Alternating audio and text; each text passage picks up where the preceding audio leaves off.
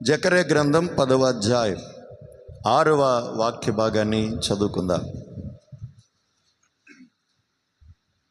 జకర్యా గ్రంథం 10వ అధ్యాయం 6వ వాక్యం. నేను యూదా వారిని బలశాలులుగా చేసేదను, యోసేపు సంతతి వారికి రక్షణ కలగజేసి వారికి నివాస స్థలము ఇచ్చేదను.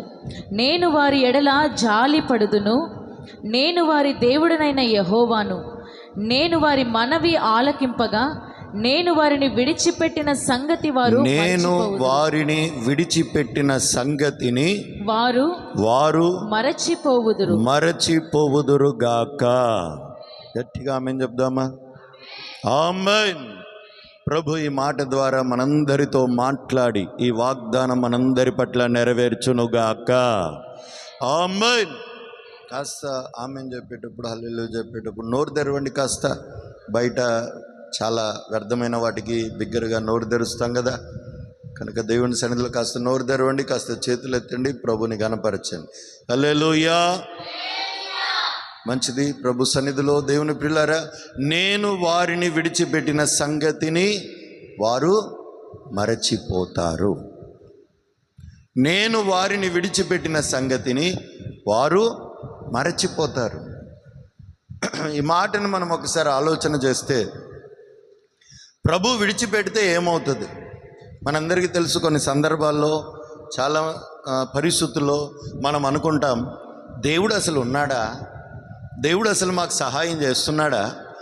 దేవుడు అసలు మా కష్టాన్ని చూస్తున్నాడా? దేవుడు అసలు మా ప్రార్థన ఆలకిస్తున్నాడా అని చాలా సందర్భాలు అంటే ఎక్కువ శాతం ఎప్పుడు అనుకుంటామంటే, ఎక్కువ శాతం కదా అసలు అనుకునేది ఎప్పుడంటే, బాధ కలిగినప్పుడు, సమస్యలు వచ్చినప్పుడు, రోగం వచ్చినప్పుడు, లేక నష్టము కలిగినప్పుడు, ఓటమి ఎదురైనప్పుడు, అవమానం కలిగినప్పుడు మనం అనుకుంటాం, అసలు దేవుడు ఉన్నాడా? నా ప్రార్థన వింటున్నాడా? అసలు నా భక్తి ఆలకిస్తున్నాడా? అసలు నేను భక్తి చేస్తున్నాను కదా, ఈ భక్తికి అసలు ప్రయోజనం ఉందా అని చాలా వరకు క్రైస్తవులు అనబడుతున్న వారే అనుకుంటున్నటువంటి పరిస్థితి. ఎందుకు అనుకుంటారంటే, వాళ్ళు బాధల్లో ఉంటారు, కష్టాల్లో ఉంటారు, రోగంతో ఉంటారు, అయ్యో అయ్యో అని వేదన చెందుతూ ఉంటారు. కానీ దేవుని వలన వారికి ఎటువంటి సహాయము అందదు, దేవుడు వలన వారికి ఎటువంటి సహాయం దొరకదు అని వాళ్ళు అనుకుంటున్నారు. సహాయం దొరకట్లేదని, సహాయం రావట్లేదని, ప్రభు సహాయం చేయట్లేదని వాళ్ళు అనుకుంటున్నారు. కానీ ప్రభు అట, నీవు బాధపడుతుంటే నీకంటే ఎక్కువగా ఆయన కేకలు పెట్టి మరి బాధపడుతున్నాడట. హల్లెలూయా. నువ్వు వేదన చెందుతుంటే, కన్నీళ్ళు విడుస్తూ ఉంటే, దుఃఖపడతా ఉంటే, నిద్ర లేని రాత్రులు గడుపుతూ ఉంటే, రోగము చేత మంచము మీద మూలుగుతూ ఉంటే, నీకంటే ఎక్కువగా నీ దేవుడు బాధపడుతున్నాడు. Praise the lord. బాధపడుతున్న దేవుడు ఏం చేస్తున్నాడయ్యా మరి అని అంటే, ఎదురు చూస్తున్నాడు. హల్లెలూయా. గడిచిన దినాల్లో ఆదివారం కూడా మనం గమనించాం కదా, ఒక పక్షిరాజు తన పిల్లలకి 24 గంటలు తిండి తెచ్చి పెడతా ఉంటే అవి తిని కూర్చుంటున్నాయి తప్ప ఎగరట్లేవట. ఎప్పుడైతే ఈ పక్షిరాజు ఇలా కాదని గూడంతా రేపిందట, ఉన్న కంఫర్ట్ జోన్ అంతా పాడు చేసిందట, ఆ గూడునంతా చెదరగొట్టేసిందట, చెదరగొట్టి రెక్కల మీదకి ఎక్కించుకుందట, పైకి తీసుకొని వెళ్ళిందట, ఒక్కసారి అలాగా ఆకాశంలో విడిచిపెట్టేసిందట. అప్పుడు కానీ ఈ పిల్ల గద్దలకు గుర్తు రాలేదు, వాటికంటూ రెక్కలు ఉన్నాయి, ఆ రెక్కలతో ఎగరవచ్చు అని. హల్లెలూయా. గట్టిగా చెప్దామా? ఆ దేవుని పిల్లరా, దేవుడు కూడా ఎదురు చూస్తున్నాడు. ముందు అన్నీ ఇస్తాడు, అన్నీ సమకూరుస్తాడు, సమస్తం సమకూరుస్తాడు. దేవుని బిడ్డలకు అన్నీ అనుకూలంగా జరుగుతున్నట్లుగానే ఉంటుంది. అనుకూలంగా ఉన్నంతసేపు నువ్వు కూడా అమ్మయ్య బాగుంది అనుకుని అలాగే ఉన్నావు అనుకో, గూడు రేపబడుతుంది, జాగ్రత్త. గూడు చెదిరిపోయింది, జాగ్రత్త. అలాంటి పరిస్థితుల్లో ఏమవుతుందంటే, చాలామంది క్రైస్తవులు అనబడుతున్న వారే ఆ బాధలు, ఆ కష్టాలు, ఆ శ్రమలు తట్టుకోలేక చాలామంది వారే బలవన్మరణానికి గురైనట్లుగా, లేక వారి గూడును వారే చెరిపి వేసుకున్నట్లుగా, వారి యొక్క జీవితాన్ని పాడు చేసుకున్నట్లుగా చాలామంది జీవితాల్లో మనం గమనిస్తాం. కానీ దేవుని బిడ్డలారా, మనం అలాంటి పరిస్థితుల్లో ఉండకూడదని ప్రభు ఈ రోజున మనతో మాట్లాడుతూ ఉన్నాడు. మిమ్మల్ని దేవుడు మరిచిపోయాడనే సంగతులు ఏవేవి ఉన్నాయో వాటన్నిటినీ మీరు మరిచిపోయేటట్లుగా దేవుడు చేయబోతున్నాడు. ఆమేన్. మాట అర్థమైందా? దేవుడు మమ్మల్ని మరిచిపోయాడని మీరు ఏ సంగతుల్లో మీరు బాధపడ్డారో లేక బాధపడుతున్నారో, రాబోతున్న దినాల్లోనట ఈ సంగతిని మీరు మర్చిపోయేటట్లుగా దేవుడు చేయబోతున్నాడు. గట్టిగా కొడదామా? హల్లెలూయా, హల్లెలూయా. ఏ ఏ బాధలు మీరు బాధపడుతూనే ఉన్నారో ఈ బాధపడ్డారనే సంగతిని రాబోతున్న రోజుల్లో మీరు మర్చిపోబోతున్నారు. ఆమేన్. అయ్యో, నేను ఒకప్పుడు అంత బాధపడ్డాను తెలుసా, ఒకప్పుడు నేను అలాగ బాధపడ్డాను తెలుసా, ఒకప్పుడు నాకు విలువ లేక, ఒకప్పుడు నాకు ఆర్థిక సమృద్ధి లేక, ఒకప్పుడు శరీరంలో ఆరోగ్యం లేక, ఒకప్పుడు నాకు సేవ లేక, పరిచయం లేక, ఒకప్పుడు నాకు ఆత్మీయత లేక, ఏ ఏ విషయంలో మీరు బాధపడుతున్నారో బాధపడుతున్న సంగతినే మీరు మర్చిపోయేటట్లుగా దేవుడు చేయబోతున్నాడు. గట్టిగా చెప్దామా? చేతులకి చెప్దామా? ఆమేన్. ఆ దేవుని పిల్లరా, మీరు మర్చిపోబోతున్నారు. మిమ్మల్ని దేవుడు మర్చిపోయాడనే సంగతులన్నిటిని మీరు మర్చిపోబోతున్నారు. కొన్ని సందర్భాల్లో ఒక దగ్గర రాయబడి ఉంటుంది, చాలా రోజులు మన మాటలు కూడా ధ్యానం చేశాం. నేను నీకు ఇక పరాజ్ముఖుడనై ఉండను. నేను నీకు పరాజ్ముఖుడనై ఉండను. ఆయన కొన్ని సందర్భాల్లో కొన్ని పరిస్థితులను బట్టి, మన అపరాధములను బట్టి, మన అవివేకమును బట్టి, మన తెలివి తక్కువ తనమును బట్టి మనకు ముఖం తిప్పుకున్నాడు. ఆయన మనకు ముఖం తిప్పేసుకున్నాడు. నువ్వు ప్రార్థిస్తున్నా, ఏడ్చినా, మొరపెట్టినా, ఆరాధించినా నీ ఆరాధన ఏముందిలే, నీ పాట ఏముందిలే, నీ ప్రార్థన ఏముంది అని ముఖం తిప్పుకున్నాడు. ఎందుకంటే మన ప్రార్థన అయినా, పాట అయినా, ఆరాధన అయినా, విశ్వాసం ఎలా ఉండాలంటే మొదట అంతరంగము శుభ్రపరచబడి పైనుంచి నీవు పాడినా, ప్రార్థించినా, ఆయన వెంబడించినా అవన్నీ ఆయనకు అంగీకారమే. Praise the lord. అంతరంగమును నువ్వు సరిచేయబడకుండా పైకి ఎంత పాటగాడువైనా, పైకి ఎంత ప్రార్థనాపరుడువైనా, పైకి ఎంత పరిచారకుడువైనా నీ పరిచర్య ఏది కూడా అంగీకారం అవ్వదు. మొదట నీ అంతరంగం సరిచేయబడాలి. Praise the lord. నీ అంతరంగం సరిచేయబడకుండా, నీ కల్మషం తొలగిపోకుండా, నీ అంతరంగం శుభ్రపరచబడకుండా, అదే పాపములో ఉంటూ, అదే అపవిత్రతలో ఉంటూ, అదే చెడుతనం మనసులో దాచిపెట్టుకొని నీవు పైకి మాత్రం ఎన్ని ఆరాధనలో పాల్పొందులు పొందినా, ఎన్ని విధాలుగా దేవునికి ప్రార్థించినా, లేక సాష్టాంగ నమస్కారాలు చేసినా, లేక పొర్లు దండాలు పెట్టినా, ఎన్ని విధాలుగా నీవు ఆయన ఆరాధించినా నీ అపవిత్రత విడిచిపెట్టకపోతే ఆయన కనికర నీవు పొందలేవు. సామెతల గ్రంథంలో రాయబడి ఉంటుంది కదా, అపరాధములు దాచిపెట్టిన వాడు ఏమాత్రం కూడా వర్ధిల్లడు. నువ్వు దాచుకో, ఎన్ని రోజులు దాచుకుంటావు దాచుకో. నువ్వు దాచుకున్న రోజులు నువ్వు గుర్తుపట్టాల్సింది ఏంటంటే నీ అభివృద్ధిని నీవే అడ్డుపడుతున్నావు, నీ ఆశీర్వాదానికి నీవే అడ్డొస్తా ఉన్నావు. నీ అంచెలంచెల అభివృద్ధికి దేవుడు అన్నాడు కదా, నీ స్థితి మొదటిగా కొద్దిగా ఉన్నది, తుదకేమవుతావు. కానీ కావట్లేదే, సంవత్సరాలు అయింది, ఏండ్ల తరబడి కష్టం, ఏండ్ల తరబడి భక్తి, ఏండ్ల తరబడి నీ సీనియారిటీ పెరుగుతుంది, కానీ ఆశీర్వాదంలో మాత్రం అభివృద్ధి కనబడట్లేదు. గల కారణం ఏంటంటే నీ అంతరంగంలో ఇంకా మార్పు జరగాల్సింది జరగట్లేదు. నీ అపవిత్రత పోగొట్టుకోవాల్సింది పోగొట్టుకోవట్లేదు, నువ్వు విడిచిపెట్టాల్సింది విడిచిపెట్టట్లేదు. తండ్రి ఇంటి నుంచి ఒక ఆవిడట, ఆ తండ్రి బొమ్మలు తెచ్చుకుందట, బొమ్మలు తెచ్చుకొని దాచిపెట్టుకుందట, కింద దాచిపెట్టుకొని నా దగ్గర ఆ బొమ్మలు లేవు అనిందట. Praise the lord. ఆ మాట అర్థమవుతుందా? ఉంచుకొని లేవంటే దాచిపెట్టుకున్న వారు ఏమవుతారట? వర్ధిల్లరు. ఆవిడ పరిస్థితి ఏమైందంటే కొద్ది రోజులకి యాత్రలోనే ముగించేసింది ఆవిడ పరిస్థితి, చివరి దాకా వెళ్ళలేకపోయింది. దేవుడు మనందరి పట్ల ఒక ప్రణాళిక కలిగి ఉన్నాడు. ఆ చివరి ఘట్టానికి, ఆ చివరి గమ్యానికి నీవు చేరినప్పుడు నీ బాధలన్నీ మర్చిపోతావు, నీ కన్నీరంతా మర్చిపోతావు, నీ దుఃఖమంతా మర్చిపోతావు, నీ వేదనలన్నీ మర్చిపోతావు. కానీ వెళ్ళకుండా నీకు నీవే అడ్డుపడిపోతున్నావు, నీకు నీవే ఆగిపోతున్నావు, నీకు నీవే దారిలో ఎన్నో ఆటంకాలు నీవే ఏర్పరచుకుంటున్నావు. సోమరి వాని చేను దాటి రాగా ముండ్ల పొదలు గచ్చ పొదలు కనపడతాయట.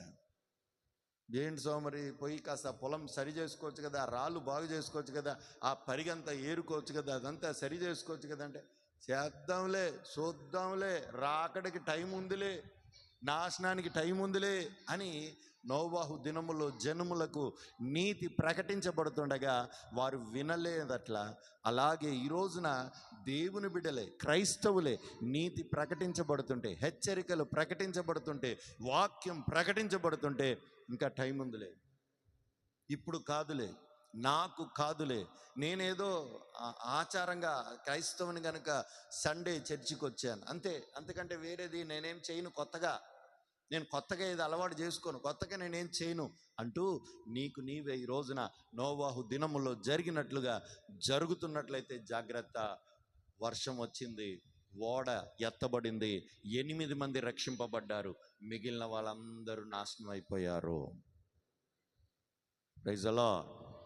నువ్వు వాక్యం విని వాక్య ప్రకారం బ్రతికి వాక్య ప్రకారం నిన్ను నువ్వు సరి చేసుకుని వాక్య ప్రకారం నీలో ఓ కొత్తదైన చిగురు, కొత్తదైన అలవాట్లు, కొత్తదైన ఆత్మీయత నీలో ఎప్పుడైతే చిగురుగా పైకి కనబడుతుందో, చిగురులాగా బయటికి రావడం మొదలవుతుందో అప్పుడే దేవుడు ఆ చిగురిని ఆశీర్వదిస్తాడు.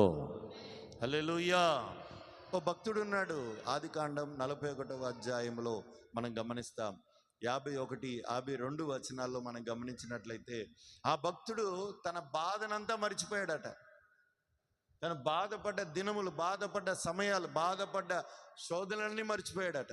ఏంటవి చూడండి ఒకసారి, ఆదికాండం 41వ అధ్యాయం. అప్పుడు యోసేపు, దేవుడు నా సమస్త బాధను నా తండ్రి ఇంటి వారిని అందరినీ నేను మరచిపోవునట్లు చేసినని చెప్పి తన జ్యేష్ఠ కుమారునికి మనష్షే అని పేరు పెట్టాడు. తరువాత అతడు, నాకు బాధ కలిగిన దేశమందు దేవుడు నన్ను అభివృద్ధి పొందించనని చెప్పి రెండవ వానికి ఎఫ్రాయిం అని పేరు పెట్టాడు. హల్లెలూయా. చేతులు చెప్పండి ఒకసారి గట్టిగా, తలలెత్తి నా మాటలు శ్రద్ధగా వినండి. ఇక్కడ యోసేపు గురించి మనం చదువుతా ఉన్నాం. యోసేపు గురించి ఆయన తన తండ్రి ఇంటిలో బాధపడిన బాధ, తండ్రి ఇంటి నుంచి బయటికి వచ్చి పడిన బాధ, ఆ తండ్రి ఇంటి నుంచి బయటికి వచ్చి ఆ దేశము కాని దేశంలో, ఆ ఊరు కాని ఊరిలో, ఆ ప్రజల మధ్యలో పడిన వేదనలు, అవన్నీ మనకు తెలిసినవి. క్రైస్తవులుగా తెలీదండి ఎవరికైనా? అన్నదమ్ములు ఏం చేశారు? యోసేపుని గోతులో వేశారు, చంప చూశారు. అక్కడి నుంచి పోనీలే బతికేమరా బాబు, బలసాకైనా తిందాం అనుకుంటే ఈలోపు జైల్లో వేశారు. జైల్లోనైనా 4 మేలులు చేద్దాం అనుకుంటే మేలు చేసిన వారు కూడా మర్చిపోయారు. కానీ ఎంతమంది మర్చిపోయినా దేవుడు యోసేపును మర్చిపోలేదు. హల్లెలూయా. యోసేపుని రాజు తర్వాత రాజు చేశాడు. రాజు కుమార్తె లాంటి రాణినిచ్చి పెళ్లి చేశాడు.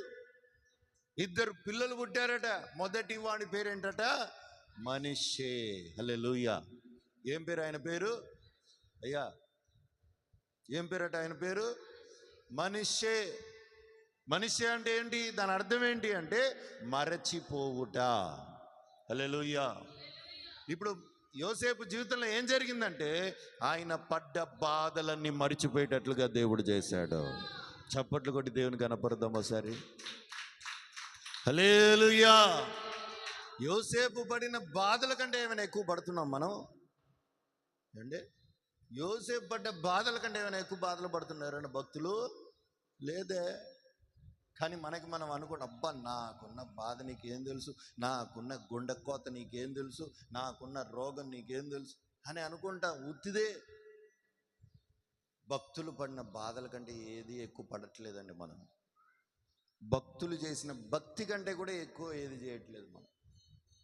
కానీ దేవుడు అంటున్నాడు, పరిసయ్యుల నీతి కంటే, శాస్త్రుల నీతి కంటే నీ నీతి అధికం అవ్వాలి.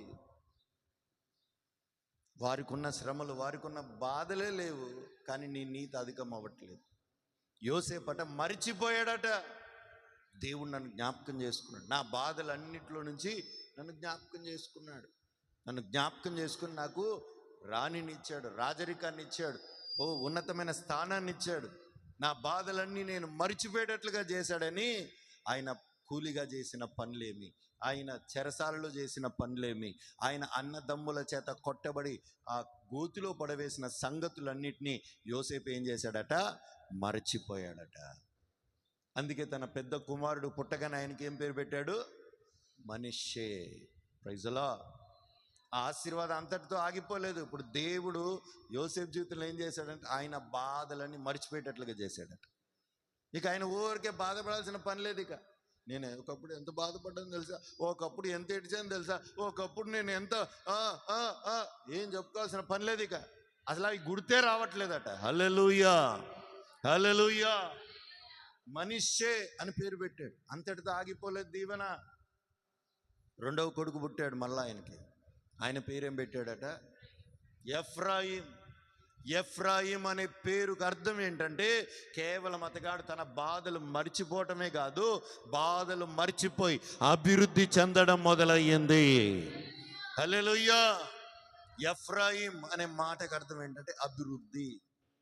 ఏంటట?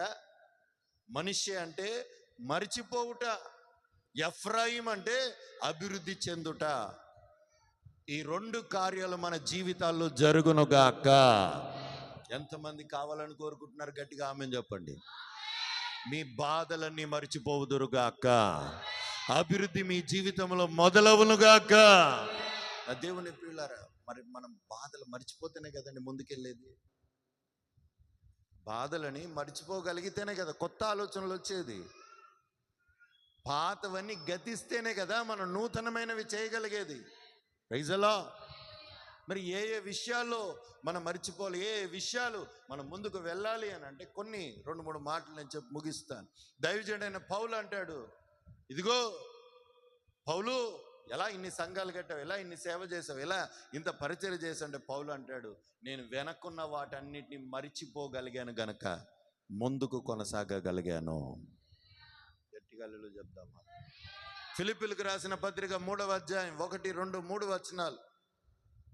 క్షమించండి, ఫిలిప్పీయులకు రాసిన పత్రిక 3వ అధ్యాయం 13, 14 వచనాలు చదువుకుందాం. సహోదరులారా, నేను ఇదివరకే పట్టుకొని ఉన్నానని తలంచుకొనను. అయితే ఒకటి చేయుచున్నాను, వెనుకున్నవి మరచి, వెనకున్న వాటిని మరచి ముందున్న వాటి కొరకై వేగిరపడుచు క్రీస్తు యేసునందు దేవుని ఉన్నతమైన పిలుపునకు కలుగు బహుమానమును పొందవలెనని గురి యొద్దకే పరిగెత్తుచున్నాను. ఆమేన్. గట్టిగా చెప్పండి ఆమేన్ అని. గట్టిగా చెప్పండి. నా దేవుని ప్రియులారా, చదవబడిన వాక్యంలో మనం గమనిస్తున్న దైవజనుడైన పౌలు అంటా ఉన్నాడు, ఒకవేళ నేను వెనుకున్న వాటిని మర్చిపోకపోయినుంటే, వెనుకున్న వాటన్నిటిని అలాగే పట్టుకొని ఉంటే, వెనుకున్న వాటన్నిటిని అలాగే పెట్టుకొని ఉంటే, వెనుకున్న వాటన్ని అలాగే దాచుకొని ఉంటే, నేను అసలు గురి వద్దకి వెళ్ళేవాడిని కాదు, ఇంత సేవ చేసేవాడిని కాదు, ఇంత సక్సెస్ నా జీవితంలో ఉండేది కాదు, ఇంత పరిచర్య నేను చేసేవాడిని కాదు. ఎలా లైఫ్లో ఇంత సక్సెస్ అయ్యావయ్యా? ఎలా దేవుడు అప్పగించిన దాన్ని నువ్వు తుదముట్టించగలిగావయ్యా? ఎలాగ నువ్వు ముందుకు వెళ్ళగలిగావు? నువ్వు గురి వద్దకు వెళ్ళగలిగావు, టార్గెట్ రీచ్ అవ్వగలిగావు అని అంటే దైవజనుడైన పౌలు అంటున్నాడు, వెనకున్న వాటిని నేను మరచి ముందున్న నా పరుగు పందెములో ఓపికగా పరిగెత్తాను. Praise the lord. వెనకున్న వాటిని మరిచిపోయాడు ఆయన. భక్తులు చాలా సందర్భాలు చెప్తూ ఉంటాం కదా, ఏసన్న గారు ఒక ఆవిడకి లిఫ్ట్ ఇస్తేనట మూట మాత్రం దింపట్లేదట కిందికి. భక్తులు దేవుని మందిరానికి వస్తున్నారు కానీ వెనక వాటిని విడిచిపెట్టట్లేదు. భక్తురాండ్లు మందిరాలకి ఏండ్ల తరబడి వస్తున్నారు, వాక్యం ఏండ్ల తరబడి వింటున్నారు కానీ వెనక వాటిని విడిచిపెట్టట్లేదు. రాహేలమ్మలాగా తండ్రి ఇంటి విగ్రహాలు దాపెట్టుకుంటున్నారు. కొంతమంది భక్తులలాగా వెనక వాటన్నిటిని దాచిపెట్టుకుంటున్నారు. మీరు వెనకున్న వాటిని విడిచిపెడితేనే మీ బాధలు మర్చిపోయే క్రియలు ఆరంభించబడతాయి. ఆమేన్. మీరు వెనక వాటిని విడిచిపెట్టక, వెనక వాటిని మరవకు ఉన్నన్ని రోజులు మీ శాపం మిమ్మల్ని వెంటాడుతూనే ఉంటుంది, దోషం వెంటాడుతూనే ఉంటుంది, పాపం వెంటాడుతూనే ఉంటుంది. పాపం వలన వచ్చు జీతం మరణం, నష్టం, కష్టం, వేదన. దేవుని పిల్లరా, నీ జీవితం మారాలి అని ఆశపడుతున్నట్లయితే, నీ బాధ నువ్వు మర్చిపోవాలని ఆశపడుతున్నట్లయితే, నీ స్థితి మారిపోవాలని ఆశపడుతున్నట్లయితే, వెనకున్న వాటిని నీవు మరచుదువుగాక, వెనకున్న వాటిని విడుచుదువుగాక. ఆమేన్. కీర్తనల గ్రంథంలో ఒక మాట రాస్తాడు. 45వ అధ్యాయం 10వ వాక్యం చదువుకుందాం. 45వ కీర్తన 10వ వాక్యం. కుమారి, ఆలకింపుము, ఆలోచించి చెవియొగ్గుము.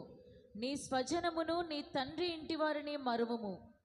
ఈ రాజు నీ ప్రభువు, అతడు నీ సౌందర్యమును కోరినవాడు, అతనికి నమస్కరింపుము. హల్లెలూయా. చెప్పండి గట్టిగా. సరే, వెనకున్న వాటిని దేని మరుద్దాం మరి?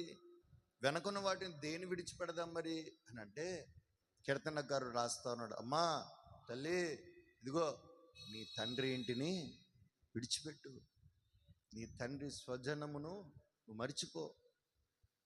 ముందున్నవాడు ఎవడో తెలుసా?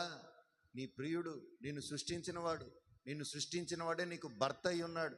ఆయనే నజరేయుడైన యేసుక్రీస్తు.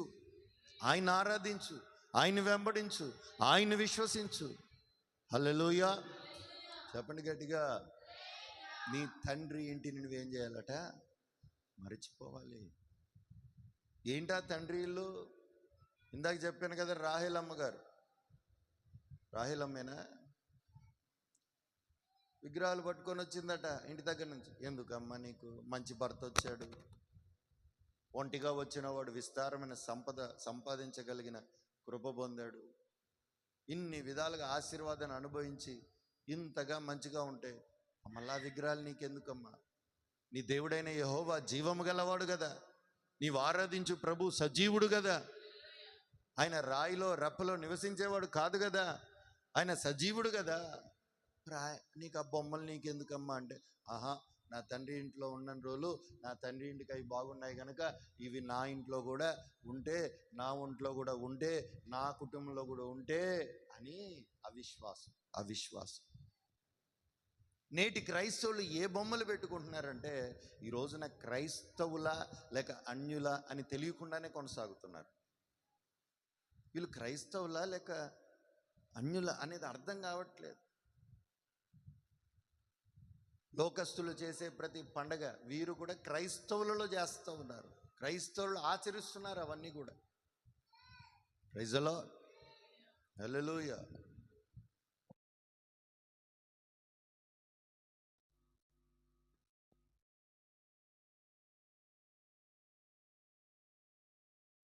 పనులు పేరొకటి మారిద్ది అంతే.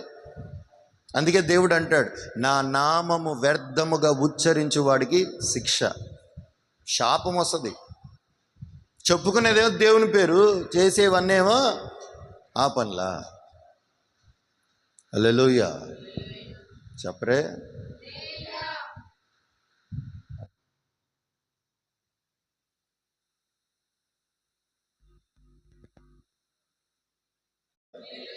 భక్తులు కొంతమంది ఆ తండ్రి ఇంటి ఆ స్వభావాన్ని మర్చిపోలేకపోతున్నారు. మా నాన్నగారండి మరి ప్రతి రోజున మరి మా తాతగారు చనిపోయిన దినమనండి మరి ఆ తాతగారి టెంకాయ కొట్టండి, దండేసండి, దండం పెడతారండి, మరి మేము కూడానండి మరి అలాగే చేస్తామండి.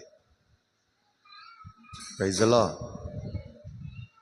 అండి మరి చనిపోయినవారు కదండి, వాళ్ళ దగ్గరికి మేమండి మరి ఒకసారి పోయి కొవ్వొత్తులు వెలిగించి మరి అన్నం కలిపి ఆ సమాధిలో గుంత తీసి దాంట్లో పెడతామండి. కాకుల్ని పిలుస్తామండి. హైదరాబాద్లో ఇదొక వ్యాపారం. ఏంటా వ్యాపారం అంటే, మీరు వాళ్ళు పిండం పెట్టినప్పుడు కాకులు వచ్చి ఎందుకంటే కాకులు దొరకవు కదా అక్కడ, కాకులు వచ్చి వాటిని ముద్ద తినేటట్లుగా కాకులు తెచ్చిస్తే వాడికి డబ్బులు. కాకులు తెచ్చి దాని మీద వాలుస్తారు. వాళ్ళు కాకులు తీసుకొని వచ్చి అడుగుతారు. ఇక ఆ కాకి ఆ పిండం తిన్నదంటే ఇక వీడు అబ్బా చప్పట్లు కొట్టుకుంటాడు. ఇక ప్రైజ్ ది లార్డ్.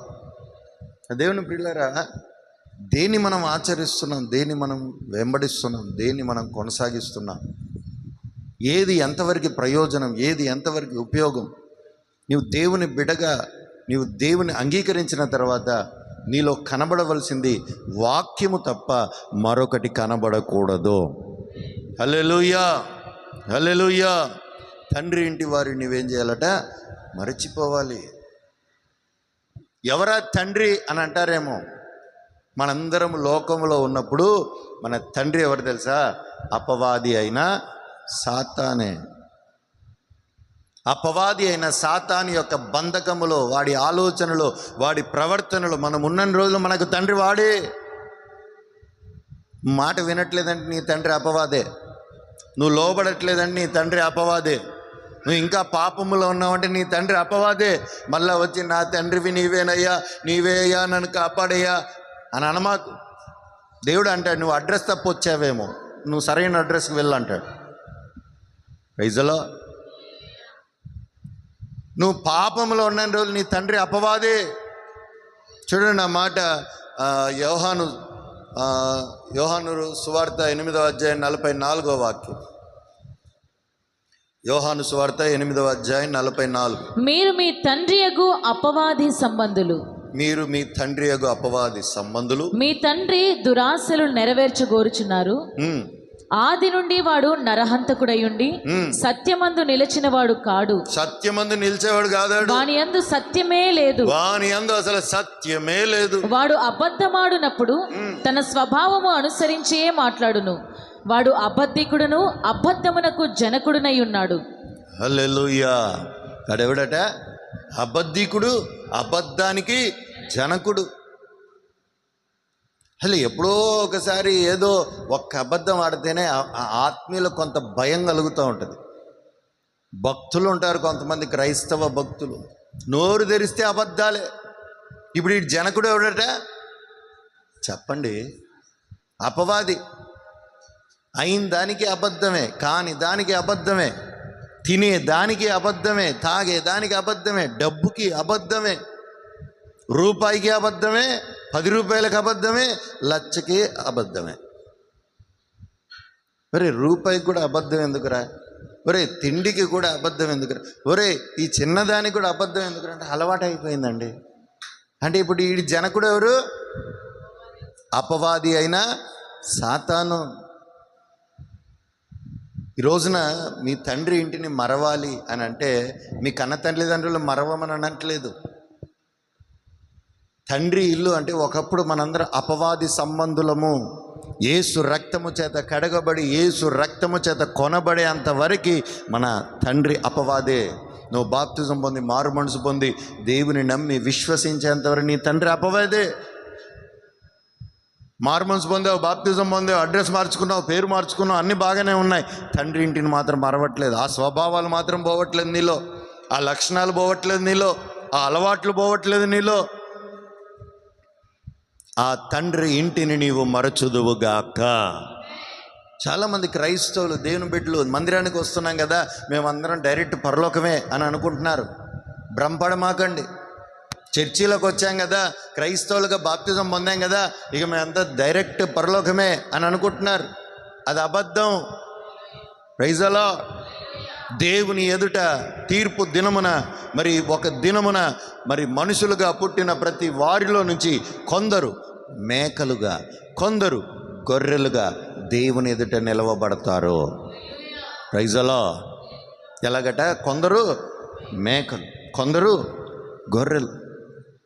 గొర్రెలతో అంటాడట, యెహోవా చేత ఆశీర్వదింపబడిన వారలారా, మీరు మీ కొరకు సిద్ధపరచబడిన ఆశీర్వాదాన్ని అనుభవించుదురుగాక.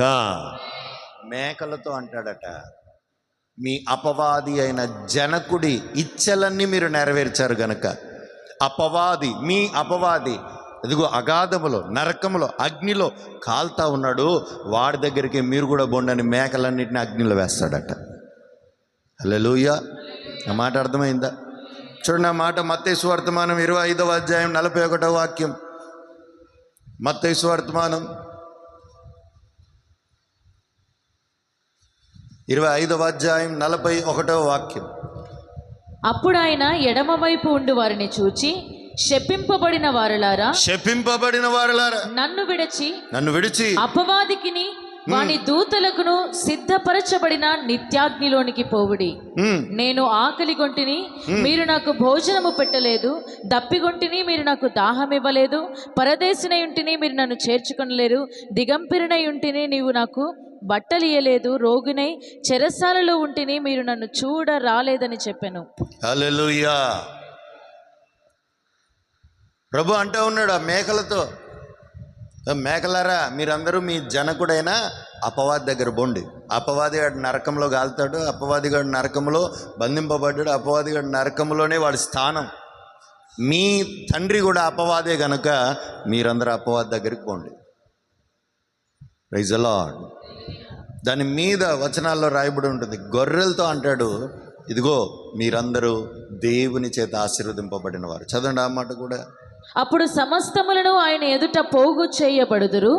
గొల్లవాడు మేకలలో నుండి గొర్రెలను వేరుపరచునట్లు ఆయన వారిని వేరుపరచి తన కుడివైపున గొర్రెలను ఎడమ వైపున మేకలను నిలవబెట్టును.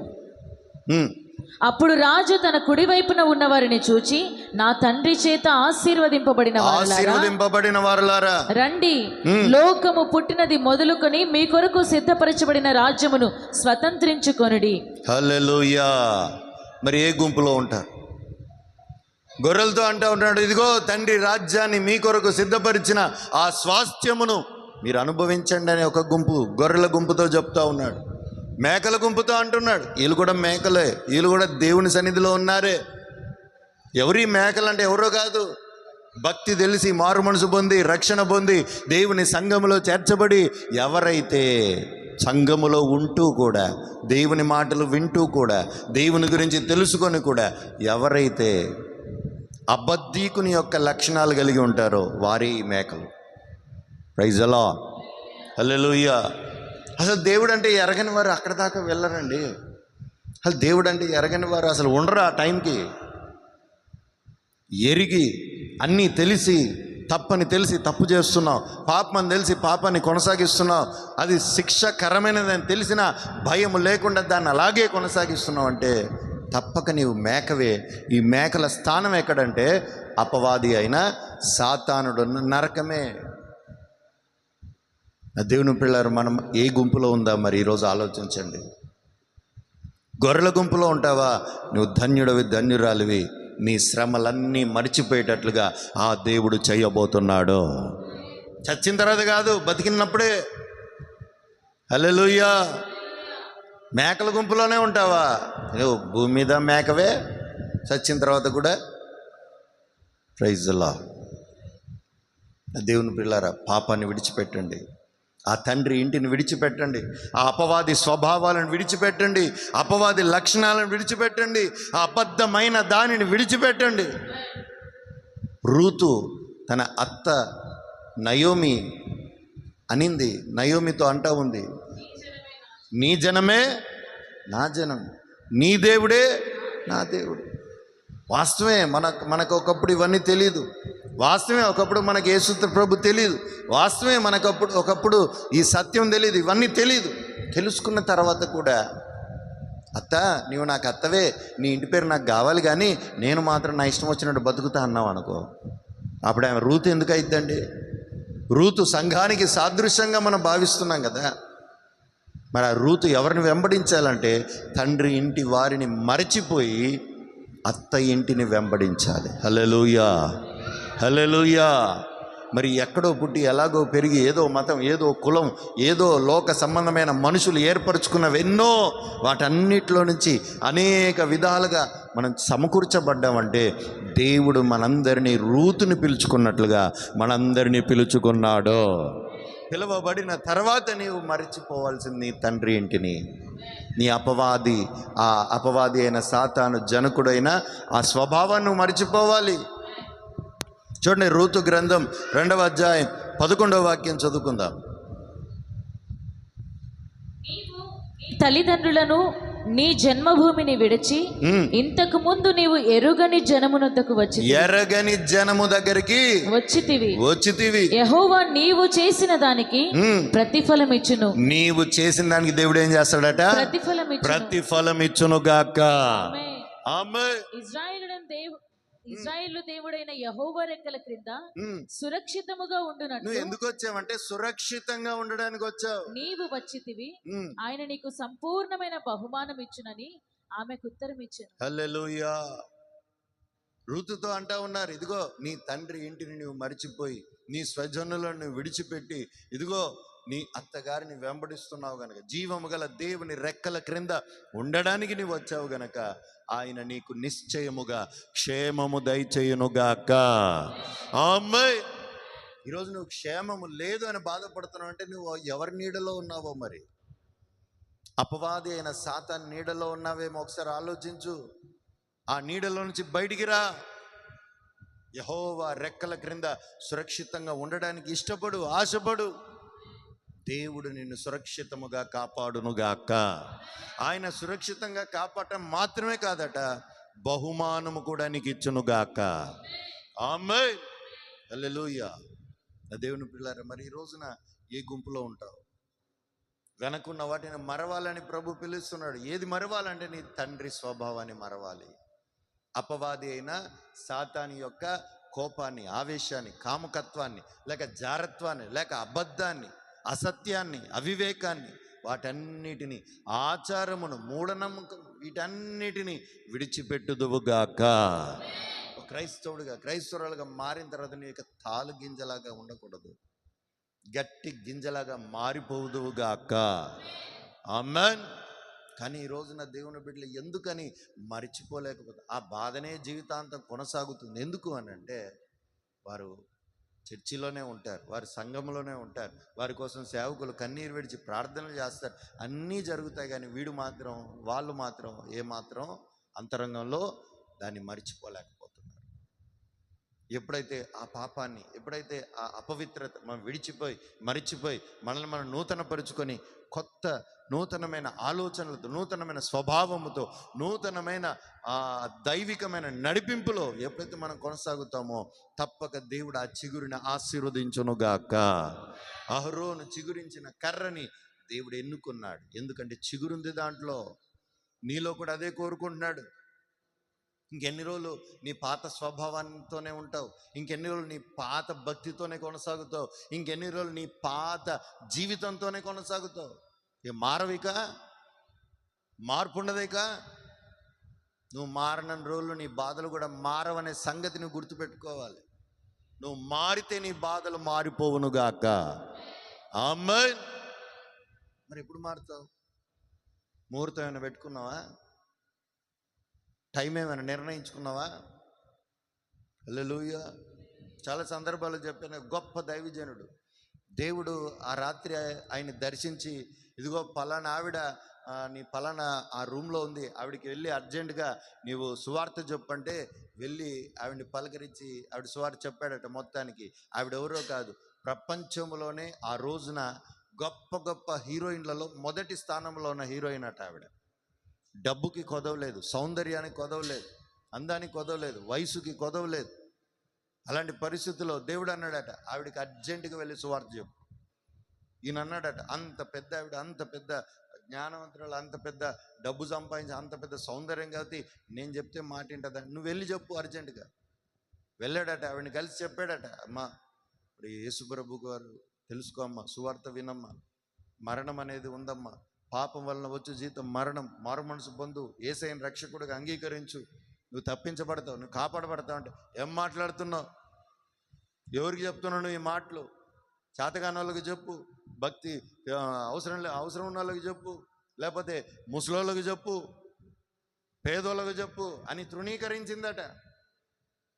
తెల్లవారేసరికి హఠాన్ మరణం చెందిందట. వార్తల్లో ఆవిడ పేరు, ఆవిడ ఫోటోలు వేయబడ్డాయి. ఎందుకనంటే ఏదో సంఘటన జరిగింది, చనిపోయింది. ఆ రోజున ఆ సేవకుడికి అర్థమైందట, తెల్లవారితే ఈమె మరణం ఆవరిస్తుంది కనుక ఈతగాడు దేవుడు ముందే ఈయన హెచ్చరించి వెళ్ళి సువార్త చెప్పమన్నాడు. ఒకవేళ సువార్త వినుంటే ఆవిడ రక్షణ పొందేదేమో, ఒకవేళ సువార్త నమ్ముంటే ఆవిడ ఆ మరణం నుంచి తప్పించబడింది, ఒకవేళ సువార్త విశ్వసించి ఉంటే ఒకవేళ మరణించినను పరలోకానికి వెళ్ళేదేమో. ఎందుకంటే చివరి గడియల్లో కూడా ఆ దొంగని దేవుడు క్షమించి పరదేశుకు తీసుకెళ్ళాడు కదా. Praise the lord. హల్లెలూయా. సంవత్సరాల తరబడి నీకు వినబడుతుంది ప్రతి ఆదివారం ఉపదేశం, సంవత్సరాల తరబడి నీకు వినబడుతుంది ప్రతి సంఘమున ఆరాధనలో సేవకుల ద్వారా వాక్యం. కానీ నువ్వు మాత్రం వినట్లేదు, లోబడట్లేదు, మార్చుకోవట్లేదు, మార్పు చెందట్లేదు. ఈరోజు నీకు పిలుపునిస్తా ఉన్నాడు ప్రభు, నువ్వు మారితే నేను నీ పరిస్థితిని మారుస్తా. Praise the lord. నువ్వు మార్చుకుంటే నేను నీ స్థితిగతులను మార్చివేస్తా. హల్లెలూయా. నీ బాధలన్నీ మర్చిపోయేటట్లుగా ఆయన చేయబోతున్నాడు నువ్వు మారినప్పుడు. Praise the lord. చూడండి, మరొక అంశాన్ని మనం గమనించినట్లయితే, మొదటిగా తండ్రి ఇంటిని మనం మర్చిపోవాలి. రెండవదిగా యోబు గ్రంథం 11వ అధ్యాయం 15-16 వచనాలు. యోబు గ్రంథం. నిశ్చయముగా నిర్దోషివై నీవు సంతోషించెదవు, నిశ్చయముగా నీవు నిర్దోషివై నీవు సంతోషిస్తావు, నిర్భయుడవై నీవు స్థిరపడి ఉందువు గాక. నిశ్చయముగా నీ దుర్దశను నీవు మరిచెదవు, నీ దుర్దశను నీవు మరిచిపోతావు. దాటిపోయిన పారు నీటిని జ్ఞాపకము చేసుకుని, దాటిపోయిన కారు నీటిని నీవు జ్ఞాపకం చేసుకున్నట్లుగా నీవు దానిని జ్ఞాపకము చేసుకునేదవు. హల్లెలూయా. మనందరం మన దుర్దశలను మరిచిపోవుదుము గాక. గట్టిగా చెప్దామా? ఏమిటా దుర్దశ? యోబుకు వచ్చిన దుర్దశ ఏమిటి?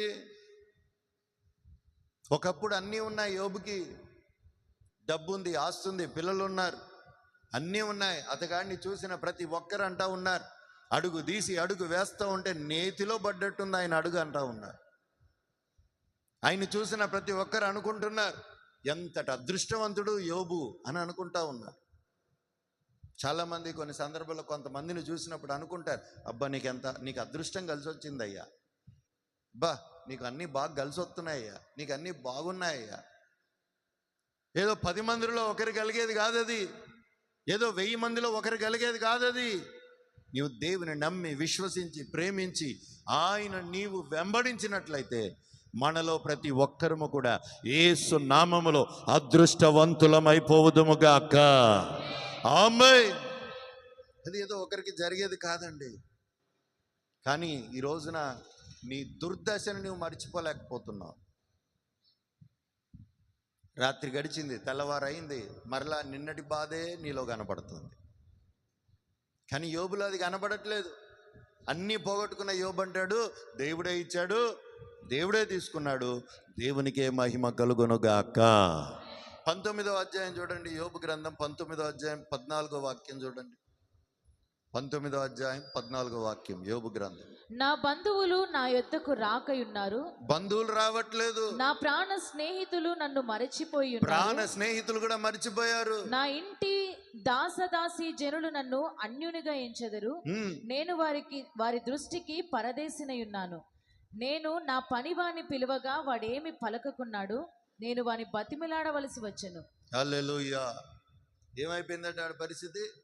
ఇప్పుడు కొంతమంది పరిస్థితి ఎలా ఉంటుందంటే, మనం బాధల్లో ఉన్నప్పుడు, కష్టాల్లో ఉన్నప్పుడు, శ్రమల్లో ఉన్నప్పుడు ఒక్కరు కూడా మన వైపు చూడరు. అవునా కదా? మనం బాగున్నాం అని అంటే, మన దగ్గర 4 డబ్బులు కనపడుతున్నాయంటే, లేకపోతే మన దగ్గర మనం కాస్త మంచి స్థితిలో ఉన్నామని ఒక నలుగురికి తెలిసిందంటే, చుట్టాలైనా బంధువులైనా అసలు పిలువని పేరంటానికి వచ్చినట్లుగా నిన్ను పిలుస్తారు, నీ దగ్గరకు వస్తారు, నీకు విలువనిస్తారు, నువ్వు రావాలంటారు. ఎందుకని నీ దగ్గర 4 రాళ్ళు ఉన్నాయి వెనక, అవి లేవు, నువ్వు పనికి రావట్లేదు, నీకు చేత కావట్లేదు, పడిపోయావు, నశించిపోతున్నావు, నష్టపోతున్నావు. ఉన్న 4 కూడా నీ దగ్గర రావటానికి దూరం పోతారు. అవునా కదా? నమ్మి అవును అన్నవారు మాత్రం హల్లెలూయా చెప్పండి. వాళ్ళందరి పోయినా మన దేవుడు దుర్దశలోనే మనకు తోడుగా ఉంటాడు. హల్లెలూయా, హల్లెలూయా. ఎందుకంటే నిజమైన స్నేహితుడు విడవక ప్రేమిస్తాడు. ఆయన నిజమైన స్నేహితుడు కనుక మనల్ని విడవట్లేదు, దుర్దశలో మనల్ని విడవట్లేదు. నువ్వు బాధలో పడి ఉన్నప్పుడు, నశించిపోతా ఉన్నప్పుడు, కృంగిపోతా ఉన్నప్పుడు, రోగ పడక మీద ఉన్నప్పుడు దేవుడు నిన్ను విడవలేదు. నీ బంధువులు విడిచిపెట్టారు, నీ స్నేహితులు విడిచిపెట్టారు, నమ్మకమైన వారు సైతము నమ్మక ద్రోహం చేశారు, కానీ దేవుడు మనల్ని విడిచిపెట్టలేదు. Praise the lord. హల్లెలూయా. చూడండి, నిజమైన స్నేహితుడు ఏం చేస్తాడట? విడవక ప్రేమిస్తాడు. ఆ నిజమైన స్నేహితుడే నీ కొరకు ప్రాణం పెట్టిన యేసుక్రీస్తు. హల్లెలూయా. కానీ నువ్వు మర్చిపోవట్లేదు ఆ దుర్దశ. సరేలే, మొన్న రోగం వచ్చింది, అయిపోయింది, అది అయిపోయింది. ఈరోజు బాగానే ఉన్నాగా, ప్రభుని శుద్ధి. మొన్న రోగం వచ్చిందండి, మొన్న రోగం ఉంది, ఇప్పుడు లేదుగా. సరేలే, మొన్న కొట్టాడు, ఈరోజు కొట్టలేదు కదా. మొన్న కొట్టాడండి, మనసులో పెట్టుకో, అన్నీ దాపెట్టుకో. ఇక అన్నీ ప్రైజ్ ది లార్డ్ చెప్పండి గట్టిగా, హల్లెలూయా. ఏమేం పెట్టుకుంటున్నారో మరి, అనవసరమైన అన్ని చెత్త. అవసరమైనది వెంబడించుదురుగాక, అనవసరమైనది తీసివేయుదురుగాక. దుర్దశని మీ దగ్గర జ్ఞాపకం పెట్టుకోమాకండి. సముద్రం అట 24 గంటలు తనతో చచ్చిన చేపల్ని, చెత్తని అది ఏం చేస్తుందంటే ఒడ్డుకి ఇసిరి పారేస్తూ ఉంటుందట.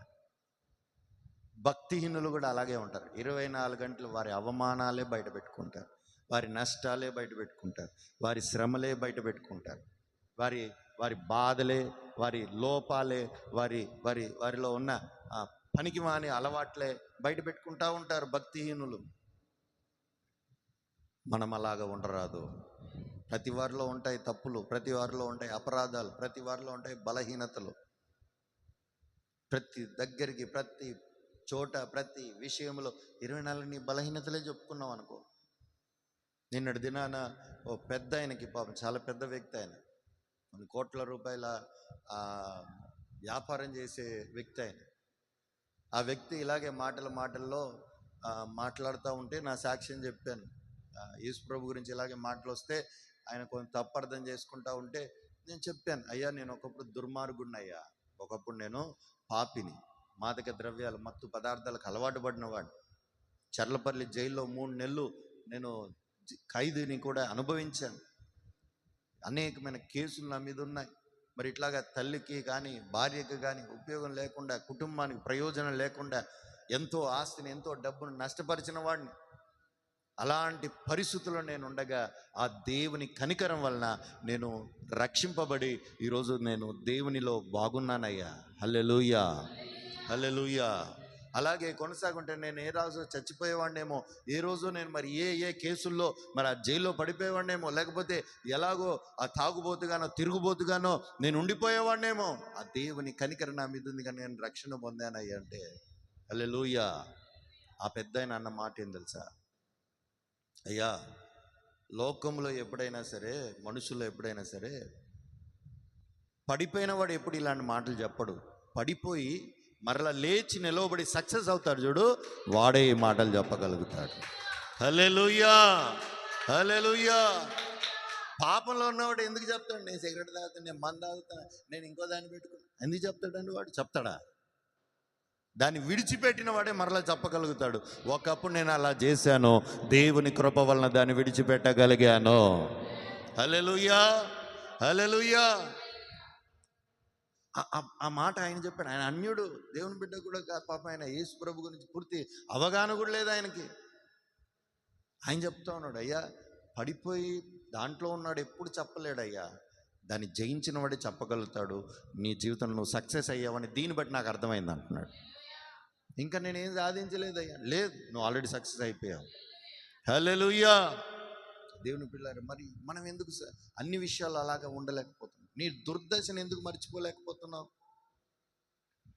దుర్దశ మర్చిపోయి దేవుని నామని మహిమ కలిగేటట్లుగా అదొక సాక్ష్యంగా నీకు ఉండాలి తప్ప 24 గంటలు ఆ దుర్దశలో నేను ఉండకూడదు. జరిగిపోయినాయే, పాడైపోయినాయే, నష్టపోయినాయే, దాని గురించే బాధపడుతూ ఉంటావు, దాని గురించే ఏడుస్తూ ఉంటావు, దాని గురించే ఆశపడుతూ ఉంటావు, దాని గురించే నీ ధ్యానం ఏంటంటే నా ధ్యానం, నా ధ్యాస నా బాధలేనయ్యా. హల్లెలూయా. నా బాధలయ్యా, నా ఓటములయ్యా, నా నష్టములయ్యా అన్నీ పోయాయ్యా. రాత్రి గడిచిపోయింది, తెల్లారింది, ఇంకో దినం వచ్చింది, ఇంకో ఆయుష్ వచ్చింది. నూతనంగా మరలా ప్రారంభించుదువుగాక, ప్రయత్నించుదువుగాక. వచ్చేదాకా ప్రయత్నం చేయి. ప్రయత్నం చేయకపోతే వ్యర్థుడవుతాడు కానీ ప్రయత్నము చేసి పడిపోయినవాడు, ఊడిపోయినవాడు ఎప్పటికీ నష్టపోడు. ప్రైజ్ ది లార్డ్, హల్లెలూయా. నీ దుర్దశను మరచుదువుగాక. మొదటిది నీ తండ్రి స్వభావాన్ని నువ్వు మర్చిపోవాలి.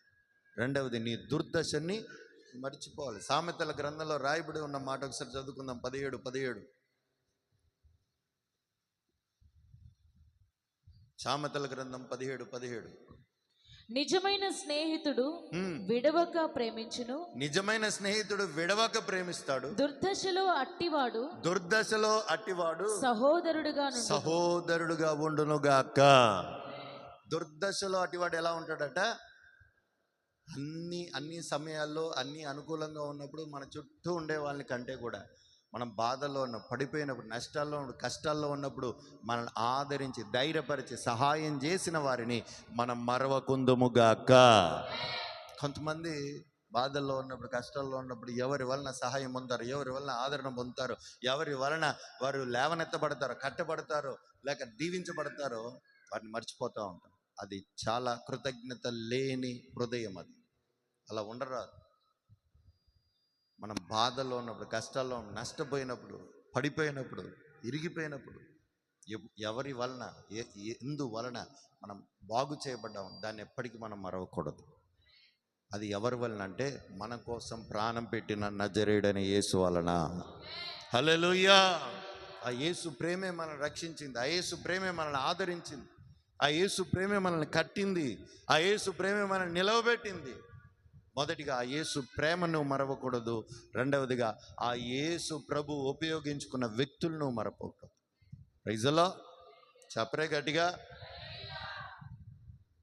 కృతజ్ఞత లేని హృదయం వలె మనం ఉండకూడదు. మొదటిది నీ తండ్రి స్వభావాన్ని మరిచిపోవాలి, విడిచిపెట్టాలి. రెండవది నీ దుర్దశ. నేను చాలా ప్రయత్నం చేశానండి, ఓడిపోయానండి, నేను చేయనండి ప్రయత్నం. మర్చిపోదాన్ని, మరలా ప్రయత్నం చేయి. హల్లెలూయా. నేను చాలా కష్టపడ్డాను కానండి, కాలేదండి, నేను దాన్ని విడిచిపెట్టాను. మరలా ప్రయత్నం చేయి.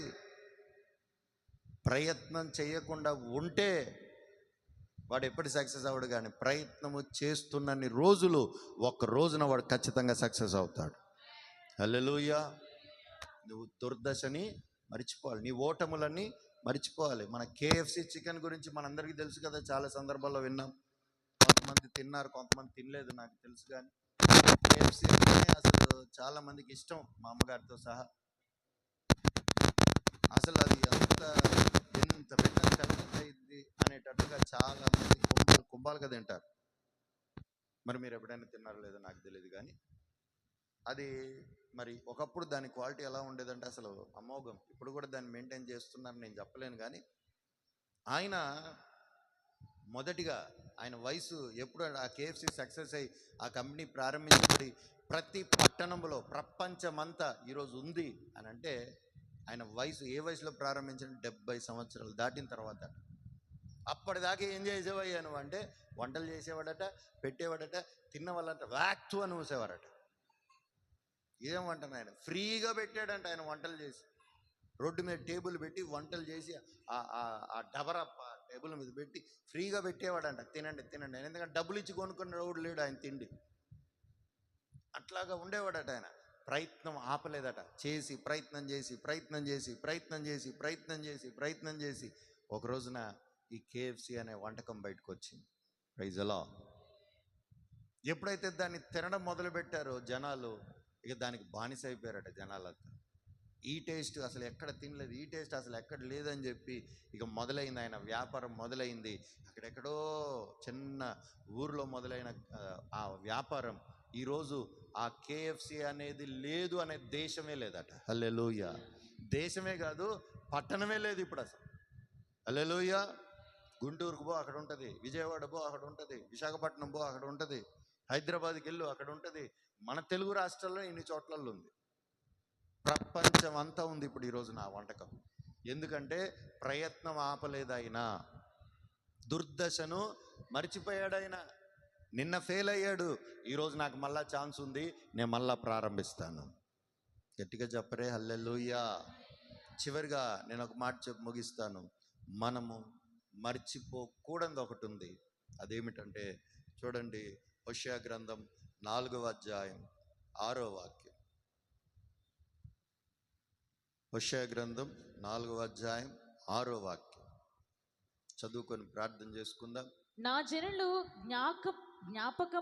జ్ఞానము లేని వారే నశించుచున్నారు. నా జనులు జ్ఞానము లేని వారే నశించిపోతున్నారు. నీవు జ్ఞానమును విసర్జించుచున్నావు గనుక నాకు యాజకుడవు కాకుండా నేను నిన్ను విసర్జించును.